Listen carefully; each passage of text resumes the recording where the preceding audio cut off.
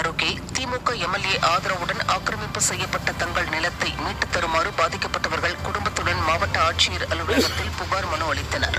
பெரிய கிளாம்பாடி பகுதியில் 1 acre 24 send நிலத்தை பல வருடங்களாக பயிர் செய்து வந்த உரிமையாளர்கள் காசியம்மாள் மற்றும் அவரது தம்பி ஜெயராமன் ஆகியோரிடமிருந்து தங்களுடைய நிலம் என்று கூறி 4 பேர் கொண்ட கும்பல் அபகரித்து பயிர் செய்வதாக கூறப்படுகிறது.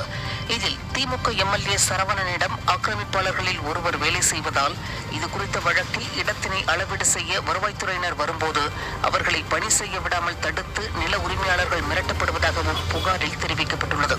விடியா திமுகவின் பெயர், கொடி மற்றும் கட்சி பொறுப்பு ஆகியவை குற்றம் செய்வதற்கான லைசன்ஸாக மாறி வருவது தொடர்கதையாகி வருவதாக மக்கள் குற்றம் சாட்டுகின்றனர். அம்மா இருக்கும்போது நிலம் வாங்கினாங்க. 1 ஏக்கர் 24 சென்ட். அந்த 24 சென்ட் நாங்கள் ஒரு 20 வருஷமா பயிர் வச்சிருந்தோம். அதுக்கு பிற்பாடு அவங்க ஆக்கிரமிப்பு பண்ண கோட்டீஸ்வரன் வகையரா எங்க நிலம் தான், நாங்கள் தான் ஓட்டி பயிர் வைக்கிறேன்னு சொல்லி எந்த விதமான ஆதாரமும் இல்லாமல் மேலே மிரட்டி அடித்து துன்புறுத்தி நிலத்தை அபகரித்து ஓட்டி பயிர் வச்சுருக்காங்க. இது சப்போர்ட்டு எம்எல்ஏ சரவணன் மூலத்தில் தான் நடந்துன்னு இருக்குங்க. எம்எல்ஏ கிட்ட அவங்க அந்த பசங்க வேலை செஞ்சுன்னு இருக்காங்க.